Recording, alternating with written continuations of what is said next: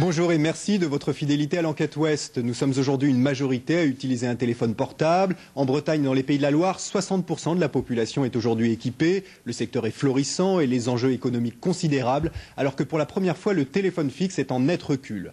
Mais derrière la success story économique se cache un autre débat, celui de la controverse scientifique autour des possibles dangers liés aux hyperfréquences des portables. Les études officielles font montre d'un optimisme à toute épreuve, mais elles laissent de côté d'autres contributions scientifiques qui s'inquiètent, elles, des dangers des antennes. Du coup, faute de garantie, des particuliers ou des associations se mobilisent, portent leurs interrogations devant la justice, déménagent même parfois en dernière extrémité, au nom d'un principe de précaution qu'ils estiment bafoué par les opérateurs et par les pouvoirs publics. Voici l'enquête de Nathalie Rossignol et de Pascal Cossé. Quelque part dans le Finistère, à proximité d'une voie rapide.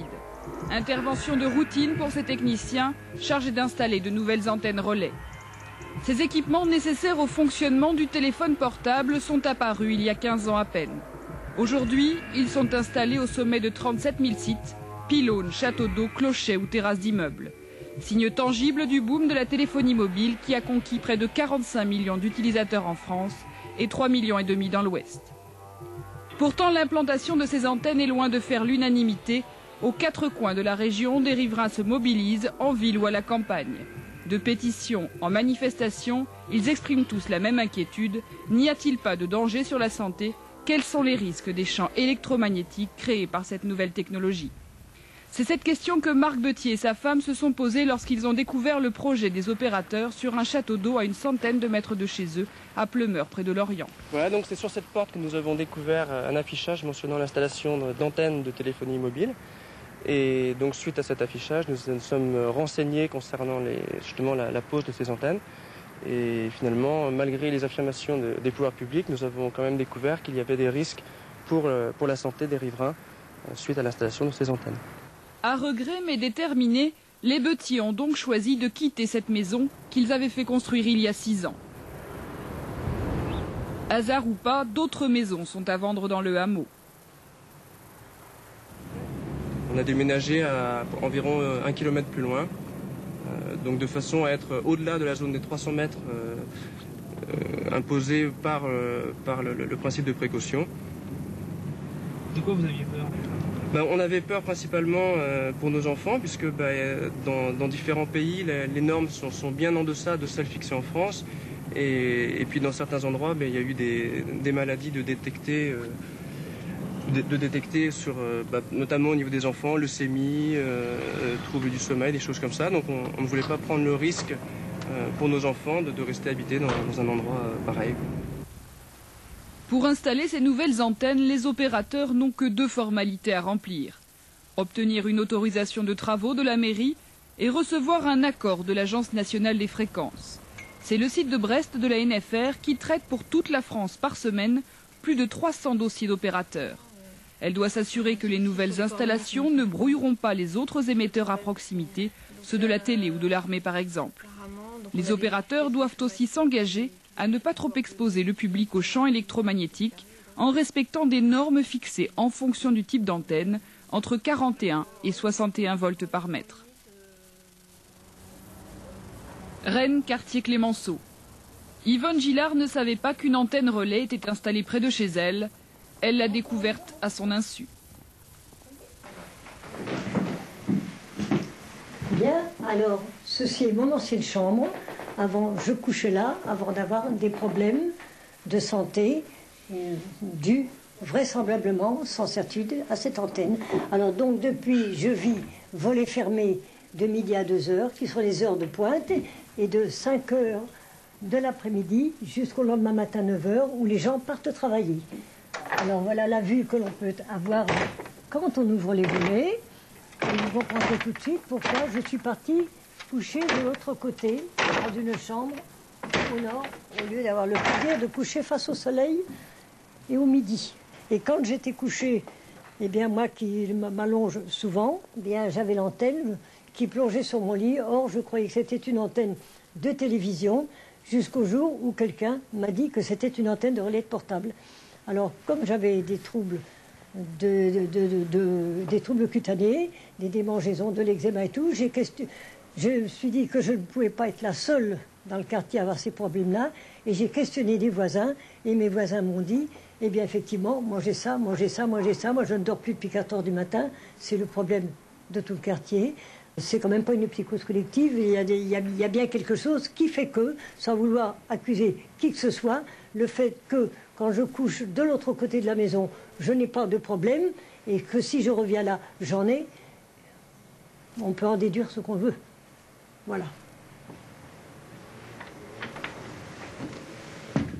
Yvonne Gillard ne s'est pas contentée des récits de ses voisins. Elle a déjà réuni une dizaine de certificats médicaux décrivant des symptômes similaires. Un premier pas pour lancer une action en justice soutenue par la Confédération nationale du logement d'Ille-et-Vilaine et de ses avocats. J'ai interrogé plusieurs personnes. J'ai eu un moment même, je suis allée voir mon pharmacien. J'ai dit, peut-on avoir la varicelle 2 fois? On me dit non. J'ai dit, je l'ai vu étant jeune.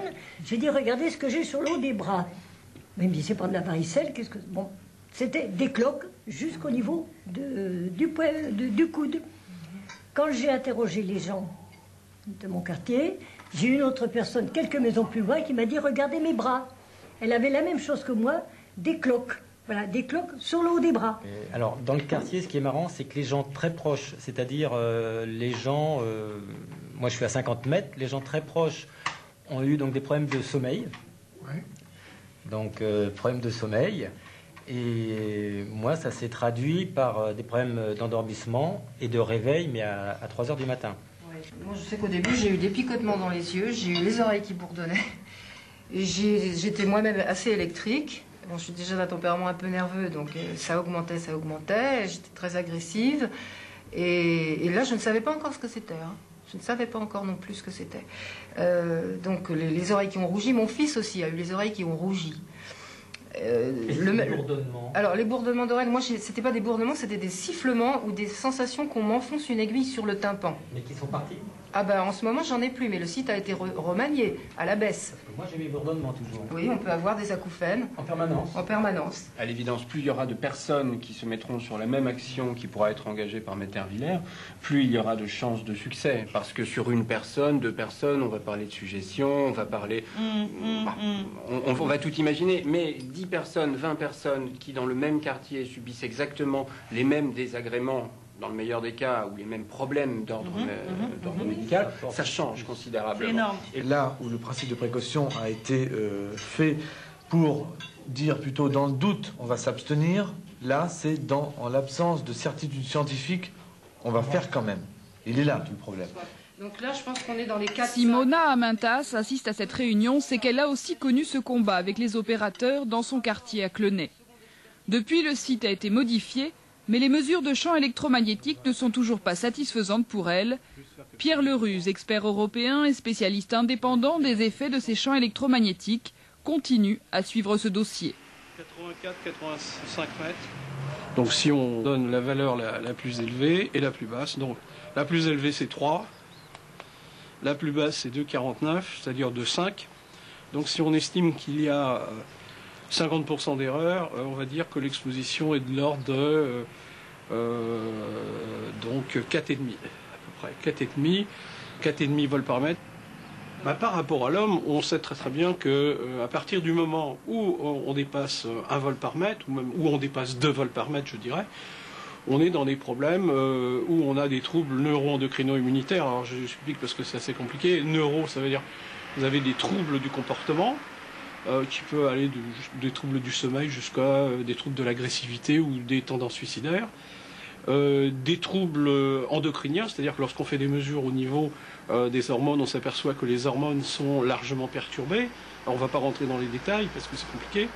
Et puis après, il y a des troubles immunitaires, c'est-à-dire des troubles de défense contre les microbes. Ce sont les globules blancs qui sont aussi, eux, très perturbés dans leur répartition dans l'organisme.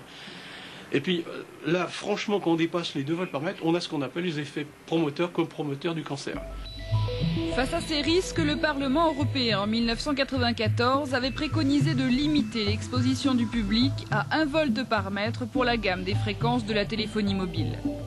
La Commission européenne a ignoré ces alertes et placé la barre à 41 volts par mètre. Ce seuil de 41 volts par mètre, il est déjà obtenu après un facteur de sécurité de 50, par rapport au niveau de champ au-delà duquel les scientifiques se disent si jamais il doit se passer quelque chose, alors ça se situe par là. Donc 50 x 40, ça fait environ 200 volts par mètre. Donc ils ont trouvé cette valeur-là et ils ont introduit le principe de précaution justement en se disant on pense qu'il peut, s'il se passe quelque chose, c'est à ce niveau-là. Donc on va nous fixer un seuil réglementaire 50 fois inférieur pour vraiment se prendre une excellente garantie par rapport à ce seuil où s'il y a un effet, ça peut être là, mais encore une fois, rien d'avéré. Les valeurs sont tellement élevées que c'est comme si on disait aux gens, écoutez, sur l'autoroute, il ne faut jamais dépasser 500 km/h, parce que si vous dépassez 500 km/h, vous décollez. Maintenant, ce qui se passe en dessous, ça ne nous regarde pas. On est un petit peu dans ce type d'effet, et c'est fort dommage, parce que, je suis désolé, mais aujourd'hui, dans notre Constitution, il y a ce qu'on appelle le principe de précaution. Or, on aurait dû choisir les valeurs les plus basses et non pas les valeurs les plus élevées. Ce que les scientifiques disent, que l'Organisation mondiale de la santé dit, ce que la législation européenne dit, ce que la réglementation française dit aussi, c'est qu'aujourd'hui, il n'y a pas de risque avéré pour les antennes relais. À tel point d'ailleurs que les travaux de recherche ont plutôt été mis en sommeil du côté des antennes relais parce que rien n'a été démontré. Ça ne veut pas dire que le risque est nul, parce que le risque zéro n'existe pas, mais aujourd'hui, aucun risque n'a été avéré du côté des antennes relais. Suite aux inquiétudes des riverains, certaines villes ont décidé de négocier des chartes avec les opérateurs pour mieux informer le public. Rennes a été la première en France, Nantes a suivi aussi. Catherine Choquet, élue chargée de la santé, a dû batailler ferme pour obtenir davantage de transparence sur le sujet. Dans la loi, à ce moment-là, il n'existait que des préconisations qui disaient qu'on pouvait faire attention particulièrement à des sites sensibles, qui étaient les écoles, les hôpitaux, les maisons de retraite, et qu'il fallait peut-être respecter un périmètre de précaution qui était fixé à 100 mètres. Alors on a ici le cas précis d'une antenne qui est située dans un périmètre de 100 mètres d'une école élémentaire. Et effectivement, les parents d'élèves nous ont alertés en disant il y a ici une antenne qui n'est pas très loin de l'école, venez voir, venez mesurer. L'école est ici en bleu, l'antenne est là, elle émet dans différentes directions et justement il y a une direction qui vient en plein sur la cour de l'école. Encore une fois, c'est le principe d'attention. Les gens se sont posé des questions, nous ont dit qu'est-ce qu'on peut faire pour, je dirais, calmer ce questionnement. Nous, la bonne volonté qui nous caractérise a fait qu'on a vu, dans ce cas-là, on a dit, si vous voulez, on peut réazimuter, changer l'azimut de notre antenne, comme ça vous rassurera, éventuellement, ça fait baisser un peu le niveau de champ, et puis voilà ce qu'on a fait. Et la ville a obtenu que l'axe de l'antenne soit modifié de 20 degrés seulement, un changement qui n'a eu que très peu d'effet sur les mesures de champ réalisées dans la cour d'école. Et on comprend pourquoi, avec cette image en 3 dimensions, le rayonnement d'une antenne ressemble à celui d'un phare. On parle de cône de rayonnement. Effectivement, on n'a pas pris de mesures drastiques, on n'a pas complètement détourné l'antenne, voire on ne l'a pas du tout retirée non plus, on n'a pas baissé le champ de façon significative, mais n'empêche que la situation s'est trouvée complètement apaisée et qu'on a trouvé un compromis qui a satisfait toutes les parties prenantes. Vous l'avez entendu. Pour éviter de négocier une charte par ville, les opérateurs et l'Association des maires de France ont mis en place depuis 1 an et demi un guide des bonnes pratiques. Un guide que les opérateurs ont choisi de présenter ce soir-là aux élus du Maine-et-Loire, en présence des membres du Conseil général et d'un représentant de la DAS. Le message se veut rassurant. Eh bien aujourd'hui, ce qu'il faut savoir, c'est qu'une antenne de téléphonie mobile, c'est en moyenne 20 watts. 20 watts, je rapporte ça à mon aspirateur qui fait 1500 watts, à mon four à micro-ondes qui fait 2000 watts. J'ai des antennes qui se trouvent très haut sur un pylône ou un immeuble qui font 20 watts. Donc c'est vraiment epsilon, et aujourd'hui, ce sont les mesures qui nous le prouvent. Effectivement, on peut être inquiet et se poser aussi beaucoup de questions et voir qu'il reste encore beaucoup de chemin à parcourir pour convaincre, et je ne pense pas qu'en quelques minutes, j'aurai la prétention de modifier peut-être la perception qu'ont les uns et les autres par rapport à ce risque, mais je crois que, comme dans toute affaire de santé publique, je crois qu'il faut être objectif et dire les choses telles qu'on les connaît aujourd'hui. Alors, par rapport à nos antennes relais, dont on a beaucoup parlé ici ce soir, donc ça, ce que l'on peut dire, et donc là, je suis le porte-parole des instances sanitaires françaises, donc aucun effet sanitaire démontré. Pour convaincre l'auditoire, les expertises citées sont principalement celles de l'Agence française de sécurité sanitaire environnementale. 3 rapports d'expertise successifs, tous dirigés par le même scientifique Denise Mirou, un homme qui a d'ailleurs démissionné en juin dernier de ses fonctions de directeur scientifique de l'agence et dont les expertises ont été mises en cause récemment en public par le président du conseil d'administration de l'AFSE lui-même. Des prises de position inespérées pour les associations comme Priartem, favorables à davantage de réglementation pour la téléphonie mobile. Sur le fait que ces expertises officielles ne servaient qu'à une chose, c'était endormir les riverains d'une part, endormir les élus d'autre part et assurer les magistrats qu'il n'y avait pas de problème, eh bien, ce discours que nous tenions, nous, il se trouve tout à fait crédibilisé, je dirais, et légitimé par les prises de position officielles de Paillotin et de Smirou. Donc ce qu'on cherche, nous, c'est une expertise indépendante. Encadrer des travaux de recherche indépendants, c'est l'objectif de la toute nouvelle fondation Santé et Radiofréquence, initiée par le ministère de la Recherche en juillet dernier. En fait, pas beaucoup de nouveautés. Au sein du comité scientifique, on retrouve à nouveau les mêmes têtes, en particulier un fameux Monsieur Smirou, c'est peut-être le nom, qui est directeur de recherche à l'INSERM. Voilà. Oui, il y a tout un ensemble. Scientifique de l'AFSE, mais qui a démissionné. Oui, qui était président de. Qui était scientifique à l'ANS. Oui, tout à fait. Et qui est maintenant à Nancy. Et qui est déjà l'auteur de plusieurs rapports sur la téléphonie mobile. Oui, tout à fait, oui. Et dont on a déjà mis en cause les liens avec les opérateurs. Tout à fait, oui. Encore aucune trace de scientifiques qui dénoncent les dangers de la téléphonie mobile. En revanche, les opérateurs et les équipementiers, symboliquement appelés fondateurs, occupent 5 des 15 postes du conseil d'administration et assurent la moitié du financement de la fondation. En principe, il n'y a plus de recherche financée par l'État sur ces problèmes-là. Tout va passer par vous. Tout passera par nous.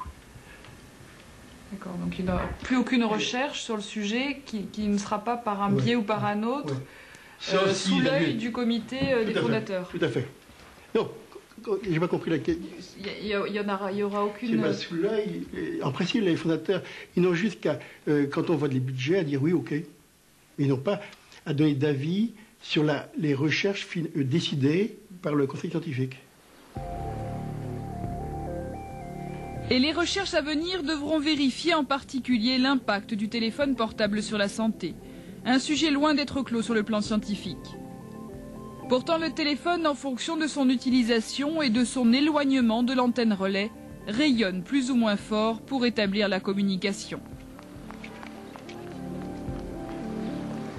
On va faire un essai, là. On va appeler un numéro et on va mesurer l'énergie dégagée par le portable. En volts par mètre, puisqu'on mesure en volts par mètre. Donc là, j'appelle mon répondeur. Alors, vous appelez votre répondeur et on va voir quelles sont les valeurs maximales. Il cherche le réseau. Là, il cherche le réseau. Et là, la recherche de réseau, là, ça y est, il a trouvé. Ça y est, il a trouvé. Alors, je vous donne la valeur qui est affichée. Là, on a 29,5 volts par mètre. Donc, ça veut dire qu'on est à pratiquement 30 volts par mètre. Donc, si on le garde près de l'oreille, on est exposé à 30 volts par mètre. Si on le garde près de l'oreille, on va être exposé à 30 volts par mètre. Maintenant, on va passer en communication. Ma communication se poursuit. Là. Voilà. Et moi, je vais voir ce que ça va donner. Donc, ça diminue considérablement, puisque là, le grand maximum qu'on va avoir, c'est en gros 5 volts par mètre à peu près. Donc, vous voyez, là, on divise fortement la valeur. Mais on est quand même exposé à une... On est quand même exposé à 5 volts par mètre. Par contre, si vous mettez votre kit main libre sur l'appareil, on va encore diviser la valeur par 2. Tout utilisateur est donc lui aussi soumis à un champ magnétique important, une exposition qui ne serait pas sans risque sur la santé. Inconsciemment, le cerveau, à cause des magnétites, se rend compte que l'environnement est en train de changer. Donc comme il sent un changement dans cet environnement-là, il met en place le système, ce qu'on appelle le système limbique, et l'hypothalamus qui se met en place pour un stress. Et donc il va se mettre à stimuler un certain nombre de nerfs, et il va se mettre à envoyer un certain nombre d'hormones. Bon, si ça se passe, ben ça se passe, mais si c'est en permanence, sans arrêt, eh bien vous allez développer un syndrome de stress, mais un syndrome de stress constant. Donc vous allez avoir un épuisement du système neuronique, un épuisement du système immunitaire, un épuisement du système endocrinien. Ce qui va déclencher un certain nombre de pathologies. Ce qu'on appelle le syndrome des micro-ondes. Et en fait, aujourd'hui, la recherche se porte plutôt du côté des téléphones mobiles, parce que là, effectivement, on peut dire qu'il y a certains échauffements dont on cherche à caractériser les effets et les éventuels risques. Mais aujourd'hui, là non plus, aujourd'hui, il n'y a rien qui a été avéré, mais la recherche continue côté mobile. On est un des premiers opérateurs à proposer le kit oreillette gratuitement, compris dans l'achat d'un téléphone mobile, parce que ça nous semble, si un jour, s'il y a un soupçon quelconque de risque, en tout cas, c'est une mesure de précaution totale qui l'éliminerait de façon certaine, si tant est qu'il y en ait un de risque. J'ai envie de dire aujourd'hui, on utilise le téléphone portable comme un appareil extrêmement courant, comme une montre, une paire de lunettes. Ça, c'est devenu tout à fait habituel, alors que c'est un instrument qui est bourré de technologie. Et donc, ça s'utilise de manière, avec un comportement adapté. Et il est normal qu'on utilise une oreillette parce que, évidemment, ça éloigne un petit peu le téléphone. Mais ça ne veut en rien dire qu'il y aurait un danger du téléphone de téléphoner sans oreillette. Mais si quelqu'un en a la préoccupation, c'est normal qu'il utilise l'oreillette, puisqu'elle est là pour ça. Autre moyen pour l'utilisateur de se protéger, acquérir un portable qui rayonne moins. À Brest, une entreprise, Antenessa, seule en France dans ce secteur, met au point les bandes mesure de cette caractéristique du téléphone. Un chiffre sert de référence, le DAS, le débit d'absorption spécifique, qui mesure la puissance absorbée par le cerveau ou le corps humain. Il doit être inférieur à 2 watts par kilo. Ouais, donc en fait, on fait émettre ici le téléphone à 2 watts pour se placer dans le pire des cas. Parce que par exemple, au niveau de la prise de communication, quand le téléphone recherche la station de base, le téléphone émet en pleine puissance et module en fait finalement sa puissance par rapport à sa distance par rapport à la station de base. C'est-à-dire que si vous vous trouvez très loin, c'est là où il va émettre le plus fort. Et donc dans le cas le pire, c'est par exemple quand vous vous déplacez en voiture et vous téléphonez avec votre téléphone en voiture, comme il cherche en permanence des stations de base, et ben là il va émettre beaucoup plus fort, ou en train par exemple. Le consommateur est-il averti de ces précautions à prendre pour limiter son exposition aux champs électromagnétiques émis par le téléphone? C'est ce que nous avons voulu vérifier auprès des vendeurs spécialisés en utilisant une caméra cachée. Il n'y a pas vraiment de danger. Ceci dit, il y a des tests faits sur les appareils. Bon, après danger, ils vont dire que ça peut aller jusqu'au cancer, mais bon. C'est ce qu'on appelle des SIDAS, d'accord. La nuisance par kilo en fait. Donc voilà, ils sont notés 0,65, 0,9, 0,76. Mais ça veut dire quoi? Faut que le chiffre soit haut, soit bas, qu'est-ce qui est... Alors il faut que ce soit, donc je vais vous dire ça tout de suite, il faut que ce soit, j'imagine qu'il faut que ce soit bas. Les opérateurs, même eux, ne savent pas forcément trop où se fier parce que l'opérateur, ce qui vend, c'est d'abord du temps de communication. C'est vrai que ça se passe entre les constructeurs et les opérateurs. Eh bien, on est sur un petit peu des choses où on ne sait pas trop ce qui se passe. Vous voyez qu'ils ils respectent tous déjà la norme européenne, largement. Là, a priori, sur cela, il n'y a pas trop de soucis. Hein. Et bon, moi je travaille ici depuis des années, je ne suis pas complètement, vous voyez, non. C'est que ça va pas avoir trop d'influence quand même. Manque d'information du public, controverses scientifiques, aux mêmes effets, les mêmes remèdes. L'ancienne députée écologiste Michèle Rivasi avait créé la CRIRAD pour lutter contre l'opacité sur les radiations nucléaires. 20 ans après, elle lance le CRIREM, un centre de recherche et d'information indépendant sur les rayonnements électromagnétiques. Une démarche soutenue par plusieurs députés et de nombreux scientifiques. Et maintenant, vous avez le CRIREM, qui est ce 4e outil, qui est une nécessité en France, dans la mesure où on s'aperçoit que la puissance des lobbies fait que la population n'est pas suffisamment informée et surtout qu'il n'y a pas assez de contre-pouvoirs pour exiger une transparence plus importante dans ces domaines-là. On ne veut plus que le scandale de l'amiante se reproduise, on ne veut plus que le mensonge de Tchernobyl se reproduise, et pour ça, il faut que la société civile, en complicité avec les chercheurs, puisse donner un autre son de cloche avec l'appui des députés ici présents. On n'est pas non plus dans une stratégie et un positionnement qui consiste à dire qu'on refuse les progrès technologiques, mais nous sommes inspirés par un certain nombre de gens qui l'ont dit avant nous. Nous refusons que des progrès techniques qui ont un impact sur la société, sur notre santé, que ces progrès, que ces choix soient uniquement le privilège de lobbies et de quelques politiciens qui les soutiennent et de quelques intérêts. C'est à la société de débattre des choix techniques qui engagent son avenir. Et ce débat pourrait commencer à l'Assemblée nationale avec une proposition de loi déposée par 8 députés de tous horizons politiques. Un texte ambitieux pour réduire les risques liés à la téléphonie mobile. Parmi les mesures phares, un niveau d'exposition limité à 0,6 volts par mètre et des périmètres de protection pour les zones sensibles. Ça fait longtemps qu'il y a des associations de terrain qui émergent, qui discutent, mais à chaque fois, c'est le pot de terre contre le pot de fer. C'est un très gros opérateur contre une petite association de terrain. Bon, et là, pour la première fois, on porte le débat en essayant de l'équilibrer de tous les côtés à un niveau qui est celui de l'Assemblée nationale. Je crois que, et là nul ne contestera, que le téléphone a sauvé des vies, des milliers de vies, et c'est le cas donc chaque année. Donc je crois qu'en termes d'impact sanitaire, le téléphone a apporté beaucoup plus pour sauver des vies que les hypothèses, les incertitudes qui feraient qu'on aurait peut-être évité quelque chose d'hypothétique, quoi. De toute façon, le risque zéro n'existe pas. Toute technologie apporte des risques. Bon, si on vous disait aujourd'hui, le gaz, c'est pas dangereux, il n'y a pas de problème. Qui croit ça? Or, on sait que le gaz, c'est dangereux, on l'utilise, mais il y a certaines choses qu'il faut respecter. Pour la téléphonie mobile, c'est pareil. Qu'on dit clairement que ce n'est pas sans danger, qu'on prenne des précautions, et puis que ces précautions soient appliquées. Des précautions et plus d'informations pour l'utilisateur, en attendant davantage de recul sur cette technologie vieille d'à peine 15 ans.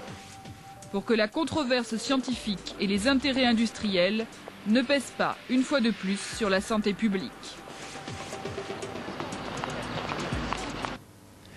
Pour clarifier la polémique scientifique, une étude internationale nous est promise depuis 2 ans, sous l'égide de l'OMS. Nathalie, est-ce qu'il y a des progrès là-dessus ? Les résultats ne sont toujours pas publiés, ils étaient attendus pour la fin de l'année dernière, puis maintenant pour le printemps. Il n'y a toujours rien à l'horizon et on ne parle même plus de date. Paraissent ça et là des résultats partiels et souvent contradictoires. Il y a eu des résultats anglais, des résultats suédois. Les résultats suédois qui étaient assez inquiétants, les résultats anglais qui, eux, ne montraient pas de lien entre la tumeur du cerveau et l'usage du portable.